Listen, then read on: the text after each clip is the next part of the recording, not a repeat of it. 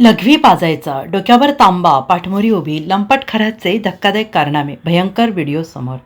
गुंगीचे औषध देऊन महिलेवर अत्याचार केल्याच्या गंभीर आरोपाखाली कॅप्टन म्हणून ओळखल्या जाणाऱ्या अशोक खरात याला नाशिक पोलिसांनी अटक केली आहे. अटकेनंतर त्याला न्यायालयात हजर करण्यात आलं असता न्यायालयाने त्याला 24 मार्चपर्यंत पोलीस कोठडी सुनावण्यात आलेली आहे. या प्रकरणामुळे नाशिकसह राज्यभरात मोठी खळबळ उडाली आहे.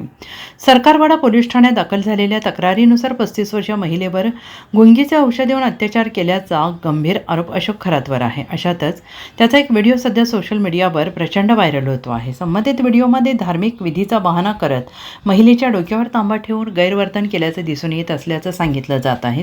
सध्या त्याच्या या व्हिडिओने खळबळ उडवलेली आहे आणि हा व्हिडिओ पाहून प्रत्येकजण संतप्त प्रतिक्रिया देत आहेत. हा व्हिडिओ मोठ्या प्रमाणात व्हायरल होतो आहे. सध्या या प्रकरणाचा तपास वेगानं सुरू असून अनेक धक्कादायक बाबी समोर येत आहेत. तपासादरम्यान पोलिसांनी तब्बल 58 व्हिडिओ जप्त केलेत आणि अशी माहिती समोर आलेली आहे. या व्हिडिओमध्ये काही नामांकित महिला आणि सेलिब्रिटी संबंधित असल्याची शक्यता वरिष्ठ अधिकाऱ्यांनी व्यक्त केली आहे.